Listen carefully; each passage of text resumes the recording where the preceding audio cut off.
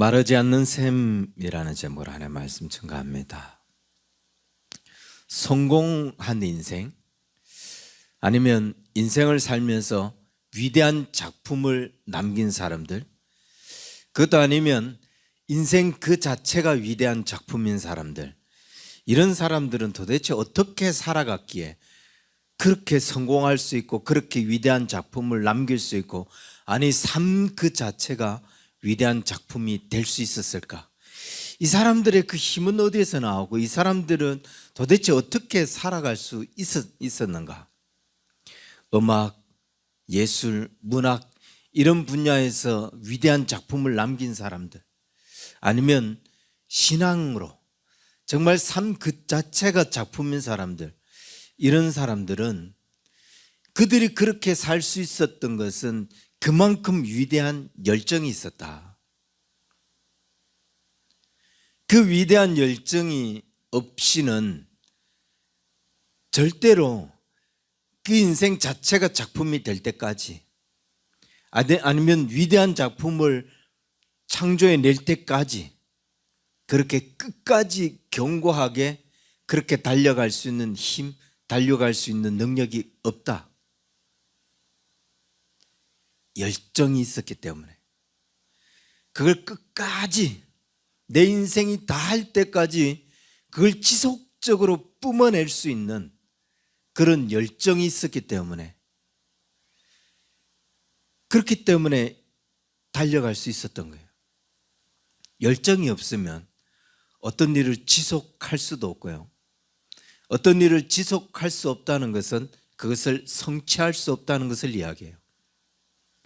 무슨 일을 하든지, 심지어 어떤 것 하나를 한다 할지라도 열정이 있어야 그걸 끝까지 할 수가 있지, 열정, 목표가 없으면 그걸 절대로 끝까지 이뤄낼 수 없습니다.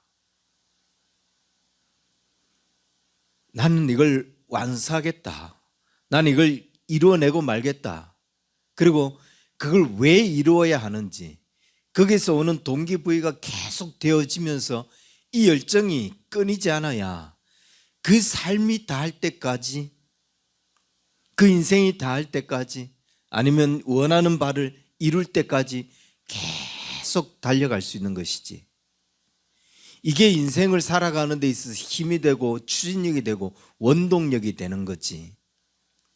이 열정이 없으면 결코 평범한 사람을 비범한 사람으로 만들 수 없다.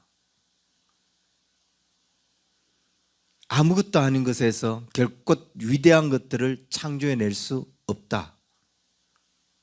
열정이 있어야, 힘이 있어야, 목적이 분명해야, 그래야 끝까지 달려가서 뭔가를 이루어내고 뭔가를 만들어내고, 그래서 열정이 있다는 건 힘이 있다는 거고, 불가능을 가능하게 한다는 거고, 열정이 있다는 것은 뭔가 목적이 있다는 거고, 그렇습니다. 열정을 지니고 있어야 돼요.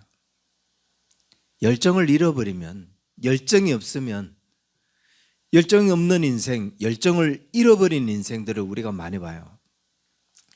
처음에 시작할 때는 뭔가 힘있게 시작해요. 처음에 시작할 때는 뭔가를 다 할 수 있는 것처럼 시작합니다. 그런데 시작하고 가다가 열정을 잃어버려요. 그 일 자체가 고달픈 거죠. 그 삶 자체가 괴로운 거예요. 지루하고 힘들고, 내가 왜 이런 일을 하는가, 정체성 혼란이 오고, 그러면서 괴로워합니다.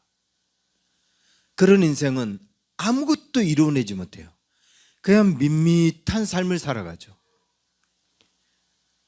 자신 스스로도 괴로운 인생이지만 남들이 봤을 때도 굉장히 단조로운 인생이죠. 밋밋하게 아무 열정도 없이 그냥 시간만 때우면서 사는 인생처럼. 왜 이런 인생으로 살아가야 되는가? 왜 이런 인생이 되고 말아야 되는가? 팔레스타인 지역, 이스라엘 지역, 그런 광야 지대에 가면은 아주 깊게 패인 계곡, 가파르고 그렇게 깊게 패인 이런 어떤 골짜기 같은 것들을 쉽게 볼 수 있습니다. 분명히 예전에는 물이 흘렀던 거예요. 그것도 아주 거센 물이 흘렀던 거예요. 그 거센 물이 흐르면서 골짜기를 패이고 모든 것들을 쓸어 내려간 그런 어떤 계곡들. 그런데 물 한 방울 없는 거예요. 이걸 가지고 건천이라고 하죠. 비가 쏟아지면 거대한 강을 이룹니다. 그때 이 강줄기, 이 물살은 무엇이든 다 삼켜버릴 것 같은 그런 힘으로 흘러가요. 여기저기 부딪히는 것마다 다 깨부수면서 뚫고 내려갑니다.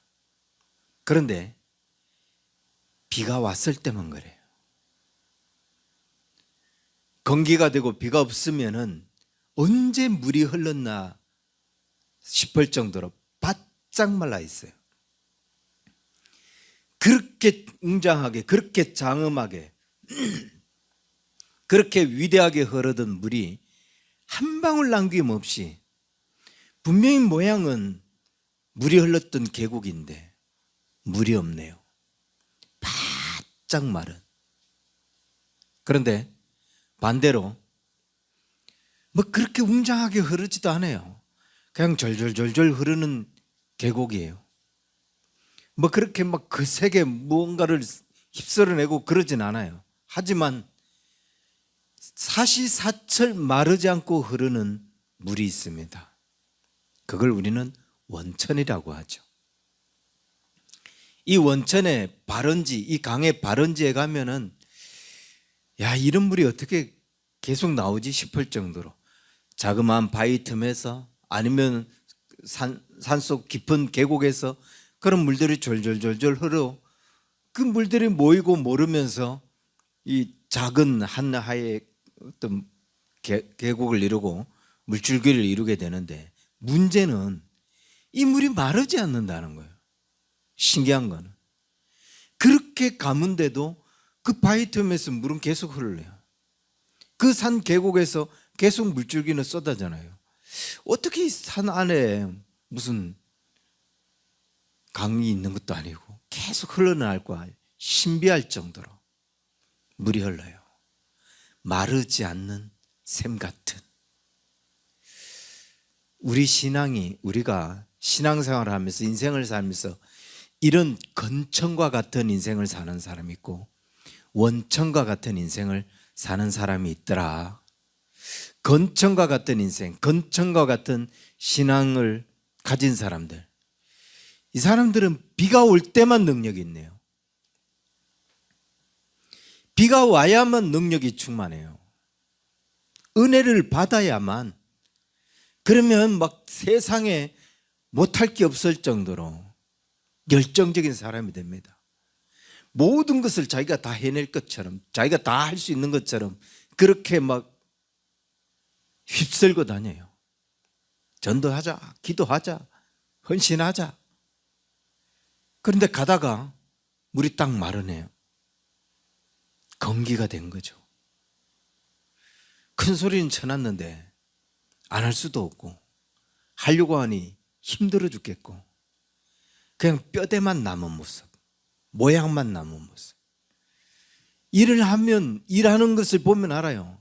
이 사람이 하고 싶어서 하는 것인지 죽지 못해 하는 건지 그냥 흉내만 내고 있는 건지.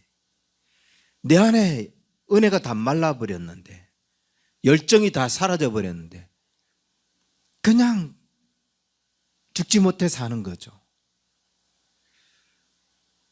그러다가 어느 순간 뭔가 또 무슨 계기가 되겠어, 또 은혜를 받았다, 또다시 도도하게 흐르기 시작하죠. 너희들 왜 그러니, 인생을 왜 그렇게 사니 소리치면서. 근데 그 은혜가 오래가지 않더라. 그 은혜를 계속해서 쏟아낼 수 있는, 그 은혜를 계속해서 공급받을 수 있는 이 능력이 없어서 그냥 계속 건기가 찾아오더라. 바짝바짝 말라고.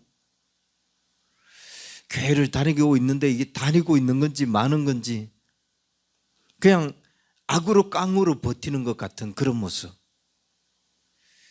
지속적으로 공급을 받아야 되는데, 원천과 같은 것들을 빨리 뚫어내야 되는데 그냥 늘 마른 셈이에요. 바짝 마른 셈. 그렇게 살아가는 사람은 무엇을 해도 잘 버티지 못해요. 무엇을 해도 위대한 작품을 만들어내지 못합니다. 그 인생 자체도 위대한 인생이 될 수 없어요. 신앙적인 삶에서 절대로 위대한 삶을 살아갈 수 없습니다. 그런가 하면 원천과 같은 삶이 있죠. 그렇게 화려하지는 않아도 꾸준하게 주만 바라보고, 그렇게 뭔가 위대한 일을 이루지는 못하는 것 같은데 계속해서 마르지 않는 샘과 같은, 그냥 늘 하나님의 은혜를 추구하고 늘 하나님의 은혜 가운데 있고, 그 하나님의 은혜 속에서 계속 깊어져가는 샘을 향하여, 더 깊은 샘을 향하여, 더 깊은 강을 향하여 끊임없이 흘러가는 사람이 있어요. 많은 시간이 흘러가 보면 그렇게 거세게 흘렀던, 골짜기에서 흘렀던 이 건천에서 나오는 물하고 비교할 수 없을 정도로 깊은 강에 흐르는 사람이 있어요. 이게 은혜가 끊이지 않는 사람, 마르지 않는 샘과 같은 사람. 여러분은 어떤 삶을 살고 있습니까? 여러분은 어떤 인생이죠? 바짝바짝 마르는 건천과 같은 인생입니까? 아니면 끊임없이 하나님의 은혜를 추구하며 그 은혜 가운데 살아가는 원천과 같은 인생입니까? 요한복음 10장 10절에 보면 이런 말씀이 있어요. 주께서 내가 온 것은 양으로 말미암아 생명을 얻고 더 풍성하게 얻게 하려 하심이라. 주께서 왜 우리에게 오셨는가? 하나님께서 우리에게 원하시는 삶이 뭔가? 목숨만 겨우 부재해서 어떨 땐 바짝 말라갖고 내가 왜 이렇게 교회를 다니는지조차도 모를 정도로 그렇게 사는 인생, 하나님이 이런 인생 원치 않는다고요. 하나님은 은혜가 풍성하고 생명을 얻었으면 더 깊이, 시간이 가면 갈수록 더 깊어지는 삶, 더 깊어지는 영성, 그런 믿음, 그런 삶으로 살아가는 거, 더 풍성하게 누리며 사는 삶, 이런 삶을 원한다는 거예요. 그렇게 활개치지 않아도 돼요. 그렇게 막 몸부림치면서 신앙생활 이래야 돼 라고 막 소리치고 다니지 않아도 된다고요. 그냥 꾸준히 지속적으로 흘러갈 수 있는 힘. 인생을 살다 보면 벽에 부딪히고 힘들고 어려운 일 만날 때 얼마나 많습니까? 그럼에도 불구하고 지속적으로 흘러갈 수 있는 것.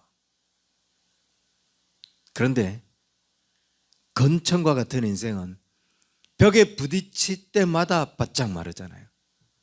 어려운 일을 만날 때마다 바짝 마르잖아요. 끝까지 견고하게 하시리라.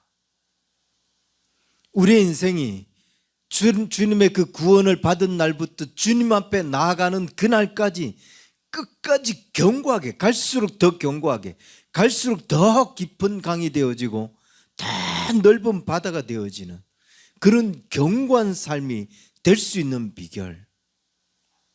우리가 그렇게 살아야 되는데 왜 그렇게 살지 못하느냐? 그런 영성, 그런 삶이 되어야 되는데 왜 갈수록 바짝 마른 인생이 되고 시간이 가는데도 불구하고 작은 계곡에서 벗어나지 못하는 그런 인생이 되느냐? 열정을 잃어버리는, 그 은혜를 공급받는 그 삶을 잃어버리는 것 같아요. 근데 곰곰이 생각해 보니까 열정을 잃어버리는 데는 참 많은 이유가 있더라고요. 그 이유 중에 가장 큰 게 이런 것 같습니다. 우리가 읽은 이 본문 9절에 보면 이런 말씀인데, 너희를 불러 그의 아들 예수 그리스도 우리 주와 더불어 교제하게 하시는 하나님은 미쁘시도다. 이거를 요즘 유행하고 있는 메시지 성경으로 보니까 이렇더라고요. 여러분에게 영적인 모험을 시작하게 하신 하나님께서는 그 아들 우리 주 예수의 생명을 우리와 함께 나누십니다. 그분은 여러분을 결코 포기하지 아니하십니다. 그 사실을 결코 잊어버리지 마십시오. 하나님이 우리에게 영적 모험을 하도록, 우리가 영적 모험하는 걸 원하신다는 거예요. 그 영적 모험이 어떤 거냐? 그리스도와 함께하는 영적 모험이지. 영적인 모험. 그래서 그리스도의 생명을 우리가 나누어 갖는 것. 열정을 잃어버리거나 꾸벅꾸벅 졸거나 그렇게 사는 인생이 아니라고요. 바짝 마른 인생처럼 아무것도 못하고 있는 그런 인생이 아니라고요. 영적인 모험을 하는 인생. 계속해서 뭔가를 새로운 것들을 발견하고 계속해서 새로운 것들을 탐험해내면서 그걸 또 성취해내면서 깨달아가면서 그 모험의 인생 자체가 그렇잖아요. 그걸 찾지 못할 때는 깊은 고민 속에 그걸 찾아내려고 하는 그 재미가 또 있고, 찾아내고 난 후에는 그 벅차오르는 감격. 하나님은 우리가 그런 영적인 모험을 하기를 원한다. 하나님을 알아가고 하나님을 또 경험하고, 이런 상황에서도 하나님 또 어떻게 일하시는지 바라보게 되고, 그러면서 그 하나님을 경험하고 하나님께서 어떻게 이끌어 가시는지 또 보게 되고, 이것 체험하면서 하나님 알아가는 것만큼 놀라운 몸이 없어요. 하나님 경험하는 것만큼 벅찬 몸도 없다고요. 우리가 인생을 살아가면서 무슨 일을 경험하게 될는지 아무도 모릅니다. 때때로 길이 완전히 끊어지는 그런 경우도 있고, 정말 감당하지 못할 무거운 짐이 나를 누르는 그런 일도 있고, 얼마나 예측하지 못하는 상황이 있어요. 말도 못하는 일들을 겪잖아요. 그런데 인생에 무슨 일이 일어나는지 아무리 모른다 할지라도 그 일 가운데 어떤 일이 일어나도 변하지 않는 게 하나 있어요. 어떤 일이 일어난다 할지라도 틀림없는 분명한 사실이 하나 있다고요. 그게 뭐냐? 하나님께서 우리를 버리지 않는다는 거. 하나님 우리를 떠나지 않는다는 거예요. 그 가운데도 하나님은 우리와 함께 하시고, 그 가운데서도 하나님은 우리를 이끌어 주신다는 거예요. 놀라운 거잖아요. 하나님께서 우리에게 영적 모험을 시작하게 하시고 그 아들의 생명을 우리와 함께 나누기를 원하시는데, 결코 하나님은 우리를 포기하지 않는다. 이 사실을 잊지 마라. 그렇게 말씀하고 있잖아요. 내가 너를 버리지 아니하리라. 내가 너를 결코 떠나지 아니하리라. 내가 세상 끝날까지 너희와 함께 하리라. 이게 하나님의 약속이잖아요. 그렇다면 이 약속만 믿으면 돼요.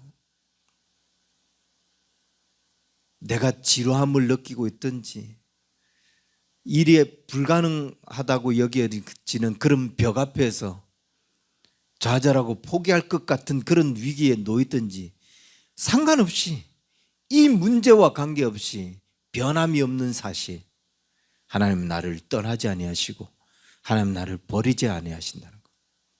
그러면 이게 문제가 돼요? 해결되지 않을 것 같은 이런 상황들이 문제가 되느냐고요.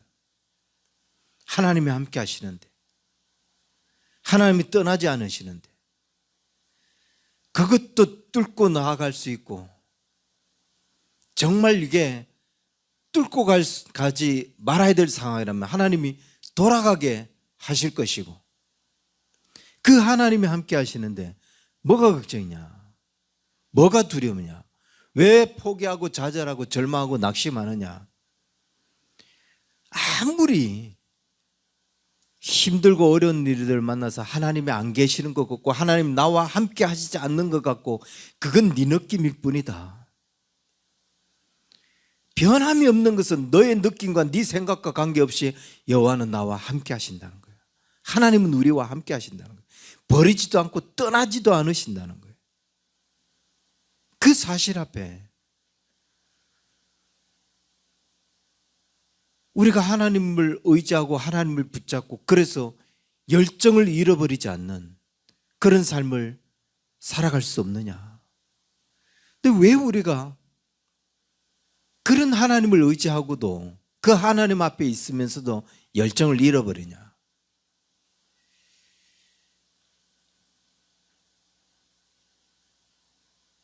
인생의 목적이 뚜렷하지 못하기 때문입니다. 이유는 그거 하나더라고요. 목적이 불분명하기 때문이다. 내가 믿음으로 살 것인지 아니면 세상에 속해서 그냥 세상적인 삶을 같이 살 것인지 이게 선이 안 서 있는 거예요. 나는 믿음으로만 살 깨닫다. 아니 나는 적당히 세상 맛도 보고 살겠다. 목적이 불분명하니까 열정이 사라지는 거예요. 열정이 공급될 수가 없는 거죠. 나는 이걸 이루고 말겠다. 목적이 분명한 사람은 그것을 이루며 갑니다. 근데 이뤄도 되고 못 이뤄도 그만. 이런 사람들은 결코 뚫고 나가지 못해요. 목적이 분명하지 못하니까. 오늘 예배 때는 안 졸겠다. 목적이 분명하면 무슨 일이 있어도 아무리 피곤해도 안 졸아요. 오늘 와서 자겠다. 그러니까 자는 거죠. 목적이 불분명하니까 열정이 사라지고 의미가 사라지는 거예요. 처음에는 굉장히 열정적으로 시작을 했겠죠. 근데 점차 열정을 잃어버리니까 조금만 힘들어도 조금만 어려워져도 뭔 일을 할 때도 처음에는 기대감을 가지고 해요. 그리고 재미가 있어요. 그런데 열정이 없어요. 목적이 없으니까 조금 힘들어지고 이게 반복되니까 지루해. 안 했으면 좋겠다. 그런 일들이 일어나겠죠. 목적이 없는 사람, 열정이 없는 사람이 일찍 일어나는 거 봤어요?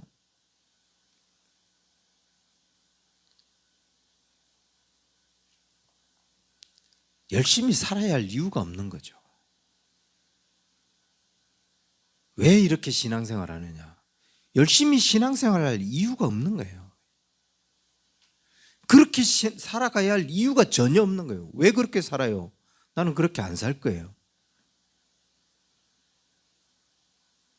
하나님이 우리로 하여금 그렇게 살라고 하는데 나는 그렇게 안 살겠다는 거죠. 목적이 분명하면 지칠 때도 다시 일어날 수 있는 의지가 생깁니다. 다시 나를 일어서게 만드는 그런 의지가 생겨나요. 근데 목적이 분명하지 않으니까, 인생의 목적이 분명하지 않으니까 뭐 어떤 경우에도 의지를 새롭게 하지 않습니다. 살아가야 할 이유 때문에 사는 게 아니라 그냥 떠밀려 가는 거예요. 그냥 오늘도 해가 뜨니까 사는 거고, 계획을 갖고 사는 삶이 아니에요. 마치 이 사람은 인생의 시간을 낭비하기 위해서 온 사람처럼 그냥 계속 바람 부는 대로 시간이 흘러가는 대로 떠밀려 가고, 나이가 들면 늙어가고 그냥 그렇게 살아가요. 보람이 없더라. 열정이 없더라. 하나님께서 우리를 이 땅에 보내신 이유가 뭔데? 굳이 이 땅에 있는 수많은 사람들 가운데 우리를 하나님의 자녀로 택하신 이유가 뭔데요? 그 하나님의 계획, 그 목적을 알아야 되잖아요. 하나님을 기쁘시게 하는 것, 그것이 우리의 삶의 궁극적인 이유인데 무엇으로 내 인생이 하나님을 기쁘시게 해드릴 수 있느냐? 뭘로 하겠어요? 그때그때마다 생각나는 방법을 하겠어요? 목적을 알아야죠. 하나님 왜 부르셨는가? 무엇을 위해 부르셨는가? 그 목적을 알면 내 삶의 이유가 명확해진다. 내가 어떻게 살아야 하는지가 명확해진다.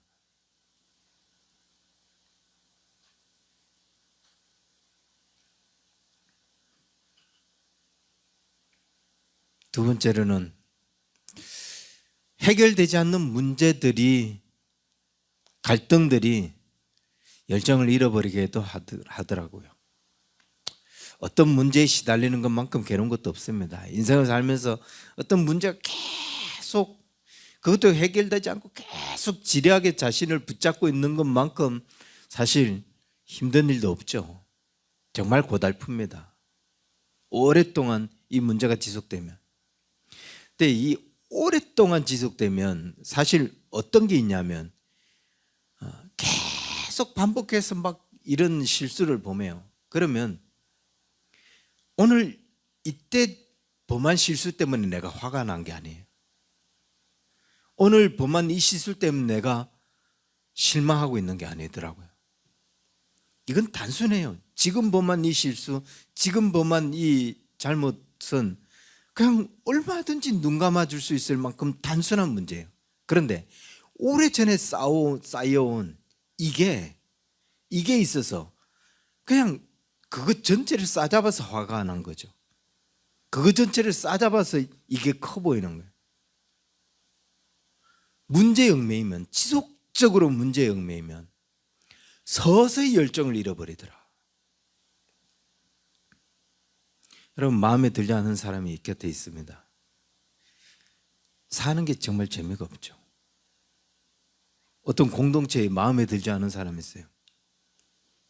테니스를 치러 가야 되는데 그 테니스를 치는데 마음에 들지 않는 사람이 있어요. 그 모임에 가기가 싫은 거예요. 직장 생활을 하는데 보는 것만으로 기분이 안 좋은 사람. 아침에 오늘은 좀 안 봤으면 좋겠다 이 생각을 갖고 가는데 아무리 기분 좋게 집에서 출발했다 할지라도 그 사람을 보는 즉시 죽을 맛인 거예요. 이거. 직장 생활이 정말 지겨운 거죠. 근데 그 원수가 집에 있다? 이거 정말 힘들죠.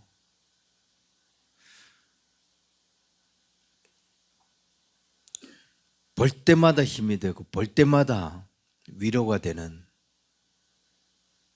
그런 사람. 그러나 보는 순간 답답하고 마치 바람 빠진 타이어처럼 힘이 쭉 빠지게 만드는 그런 사람이 있죠. 근데 명심해야 될 게 있어요. 우리가 인생을 살아가는 날 동안 이런 부류의 사람 내 주변에 항상 있다. 그게 내 직장에 있든지 내가 함께 하고 있는 동호회에 있든지 아니면 내 가정에 있든지 내가 인생을 살아가는 순간 이런 사람은 늘 있다. 어디를 가든 이런 사람은 따라온다. 그럼 뭐가 문제예요? 이런 사람이 있는 게 문제예요? 이런 사람 때문에 타이어에 바람이 빠지는 내가 문제인가요? 어디를 가든 내가 살아있는 한 그 사람은 있는데 그 사람이 있다고 바람이 빠지고 축 처지면 그건 바람 빠진 사람의 문제죠. 축 처진 사람의 문제예요. 누구에게나 일어나고 있는 일이에요. 그런데 어떤 사람은 그 일이 일어나도 그런 걸 만나도 그냥 덤덤하게 살아갑니다. 그냥 그 사람 보고 자연스럽게 인사하고 그렇게 살아가요. 중요한 것은 이 사람은 열정을 빼앗기지 않는데 이 사람은 열정을 빼앗기고 있더라. 모든 것을 잃어버리고 있더라. 누가 문제예요? 열정을 잃어버리는 게 문제죠. 그럼 왜 이 사람은 열정을 잃어버리는 거죠? 이게 여전히 걸리는 거예요. 이 분노가, 이 미움이, 이 정오가 여전히 내 인생을 흔들어 놓는 거죠. 그 문제들이 이미 오래전에 있었던 그 문제들이 여전히 내 인생을 사로잡고 있는 거예요. 욥기 5장 2절, 미련한 사람은 자기의 분노 때문에 죽고 어리석은 사람은 자기의 질투 때문에 죽는다 라고 했어요. 이게 지금 나를 분노하게 만든 저 사람을 죽이는 게 아니더라고요. 이건 내가 죽고 있는 거예요. 그 일로 인해서 내가 죽는 거예요. 그게 미련한 사람이라는 거예요. 그것 때문에 질투하고 그거 분노하면서 죽어가고 있는데 그게 어리석은 사람이라는 거예요. 아, 인생의 진리가 그렇구나. 분노할 일이 있지만 그 분노할 일, 그건 내가 오래 품고 있어서는 안 되는구나. 내가 저 사람이 했던 일, 우리가 그런 경우 참 많습니다. 누가 말 한마디 했는데 이게 가슴에 콱 박혔네요. 그 자리에서 너 왜 그런 식으로 이야기하니? 라고 빨리 풀었어야 되는데 이걸 못 푸는 거예요. 그러니까 막 집에 가서도 계속 밤새도록 꿍꿍 앓고 있어요. 이 문제로. 근데 얼마나 재밌는 사실은 이 사람은 자신이 했던 그 말로 내가 지금 꿍꿍 앓고 있다는 걸 전혀 몰라요. 전혀 느끼지도 깨닫지도 못하고 있다고요. 근데 밤마다 알아요. 도저히 안 되겠다 용기를 내서 가서 너 저는 왜 그런 식으로 이야기했냐, 그게 나한테 얼마나 큰 상처가 됐냐. 그럼 이 친구가 뭐라고 했어요? 내가 언제? 깜짝 놀라죠. 너무 깊이 묵상하고 있느라고 자기 스스로를 자기가 죽이고 있는. 욥기 18장 4절, 하같이 밀어서 제 몸을 갈기갈기 찢는 사람아, 내가 그런다고 이 땅이 황무지가 되며 바위가 제자리에서 밀려나느냐. 그 문제를 내서 막 자기 몸을 갈기갈기 찢는데, 어리석은 사람, 미련한 사람. 그런다고 이 황무지가, 이 땅이 황무지가 되겠냐? 그런다고 이 문제가 해결되겠냐? 바위가 지자리로 돌아가겠느냐? 내가 그 문제를 갖고 꿍꿍 앓는다 할지라도 달라지는 건 하나도 없다. 그럼 어떻게 해야 되느냐? 털고 나와라. 다른 사람이 반응하지 않는 것처럼 나도 반응하지 마라. 안 되면 하나님께 맡고. 미국에서 실제로 이런 일이 있었어요. 미국은 전 세계적으로 인종차별 금지가 되어 있는 나라 중에 하나이고 또 가장 많이 강조하는 나라이기도 하죠. 그런데 가장 심각한 인종차별을 하고 있는 나라 중에 또 하나이기도 해요. 참 아이러니하게도 그것도 타민족이 아니라 자국민 중에서 흑인, 백인 제일 심각한 문제 중에 하나이죠. 이건 교회 안에서도 그렇대요. 교회도 흑인들이 갈 수 있는 교회가 따로 있고 백인들이 갈 수 있는 교회가 따로 있어요. 한 흑인 성도가 볼일을 보러 뉴욕에 왔는데 그만 그 일이 이제 빨리 끝나고 주일날 교회를 가야 되는데 이 일이 계속 지리하게 끌리다가 교회를 갈 수 있는 시간대를 놓쳐버린 거예요. 어쩔 수 없이 가까운 교회에서 예배를 드릴 수밖에 없는 상황. 그렇다고 예배를 안 드리면 안 되니까. 그래서 가는데 눈에 보이는 건 백인 교회가 밖에 없는 거고 예배 시간은 다 된 거예요. 이 교회를 더 가야 되겠다 하고 백인 교회를 갔습니다. 마침내 그 앞에서 성도들을 이제 안내하고 있는 그 분을 보니까 나이도 지긋이 들었고 인상도 참 좋아 보이는 그런 어르신이 안내를 서고 있는 거예요. 그래서 이분이, 이 흑인 여성이 다가가서 제가 오늘 예배 시간을 놓쳐서 급하게 오늘 예배를 드릴 수밖에 없는 상황이니까 여기서 예배를 드려도 되겠습니까? 라고 정중히 인사를 했어요. 이 노인네는 아무 말도 하지 않고 고개를 푹 숙이면서 그렇게 하더라는 거예요. 너무 감사하다, 너무 다행이다. 그리고 예배가 막 진행되고 있는 예배당으로 들어갔습니다. 네. 한참 앞에서 찬양 지휘를 하시는 분이 찬양을 하다가 저 뒤에 보니까 흑인 여성이 와서 제자리에 가서 탁 앉네요. 찬양 지휘를 하다가 자기가 깜짝 놀란 거예요. 그리고 지휘자가 멈추니까 온 성도들이 다 멈춰 무슨 일이야 하고 일제히 돌아보는데 흑인 여성이 저 뒤에 앉아 있네요. 한 사람이 뿔떡 일어나서 소리칩니다. 너 같은 죄인이 어떻게 여기 와서 예배드릴 생각을 하냐고, 당장 나가라고 소리칩니다. 모든 사람들이 웅성웅성하며 나가라고. 그런데 그때 마침 밖에 있었던 그 점잖은 노인이, 어르신이 들어오는 거예요. 됐다, 다행이다 라고 했는데 그 어르신이 다가오면서 얼굴을 점점 붉히기 시작하는 거예요. 그리고 이렇게 이야기합니다. 내가 언제 너보고 여기 들어오라고 그랬냐. 당장 나가라. 끌고 나가는 거예요.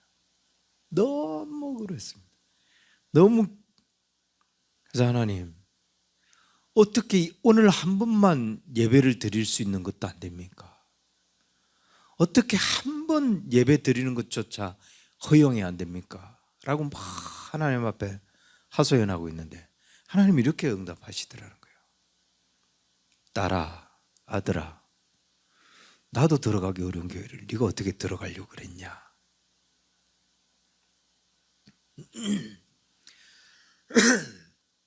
하나님도 들어가지 못하는 마음들이 있더라. 좀 주님 앞에서 세상 포기하고 그냥 믿음으로 살아라. 그런데 하나님조차도 들어가지 못하는 마음이 있더라. 근데 그 마음에 내가 막 들어가서 열정적으로 살아야 합니다, 신앙으로 살아야 됩니다 라고 하는 게 어렵더라. 그래서 이렇게 깨달아지더라고요. 우리가 용서한다는 것, 용납한다는 것, 이거는 그냥 그 사람을 포기하는 것도 아니에요. 그렇다고 해서 그 사람이 뭘 옳다라고 인정하는 것도 아니에요. 아니, 하나님 좀 손봐주세요 라고 맡기는 것도 아니에요. 그냥 그건 내가 해야 할 일을 하는 것 뿐이더라고요. 나머지는 다 하나님이 하시는 일이겠죠. 이런 생각을 이번 주에 하면서 이렇게 뭘 느꼈냐면은, 만약 이게 내 교회 성도가 아닌 사람일 경우에는 이게 너무 쉽죠. 어떤 문제가 일어났어요. 그 문제에 대해서 사실 권면하는 것도 쉽지 않죠. 남의 교회 성도에게 어떻게 그렇게 권면을 하겠어. 그냥 모른 척하고 이렇게 기도나 해야 되겠다 뭐 이런 정도 하면 다죠. 근데 그 행동이 반복돼요. 저 사람 저러면 안 될 텐데 그 마음이 들지만 그 반복되는 행동을 하면 어떻게 합니까? 그냥 안 보면 그만해요. 뭐 권면해줘야 되겠다, 어떻게 저런 사람이 아니냐, 그렇지도 않아요. 그냥 저 사람 원래 그런가 보다 라고 내버려 두죠. 그러면서 혹시라도 염려라도 하나 더 한다면 저 사람이 다니는 교회 목사님 참 고달프겠다, 아마 이 정도. 그런데 이게 우리의 문제다, 여러분의 문제다, 저와 여러분의 문제다. 이게 그런가 보다 이걸로 되느냐? 안 되더라는 거죠. 될 수 없다는 거예요. 그 문제를 가슴에 품고 끙끙 앓면서 계속 가게 되더라. 그러면서 이게 공동체고 이게 지체구나. 함께 힘들어하는 이유, 함께 해결해 나가는 것. 그래서 공동체이기 때문에, 지체이기 때문에 그렇게 하는가 보다. 말씀을 맺어야 되겠는데, 사도 바울이 오늘 본문에서 이렇게 이야기하죠. 너희 안에서 너희가 그 안에서 모든 일, 곧 언변, 모든 지식에 풍족하여 말하는 것, 또 깨닫는 것, 그래서 행동하는 것, 이 모든 것에 다 풍성해서 그리스도의 날에 책망할 것이 없는 자가 되도록. 주께서 오시는 그날에 우리가 책망할 것이 없는 자가 되도록 끝까지 우리를 견고하게 하시리라. 우리가 말하는 것, 우리가 생각하는 것, 우리가 행동하는 것, 이 모든 것조차도 하나님이 오실 때까지, 우리가 주님 앞에 가실 때까지 책망할 것 하나 없을 정도로 그렇게 견고해지고, 그렇게 튼튼해지고, 그렇게 깊어지는 이런 풍성한 삶, 이 삶을 어떻게 살 것인가? 주님이 우리에게 그런 영적인 모험을 시작하게 하셨는데, 그 풍성한 은혜를 나누도록 하셨는데, 어떻게 우리가 그렇게 깊어지고 견고해질 것인가? 바짝 마른 근처과 같이 주님도 들어갈 수 없는, 하나님도 들어갈 수 없는 그런 마음 속에, 그런 마음을 가지지 말고 원천과 같은 마음,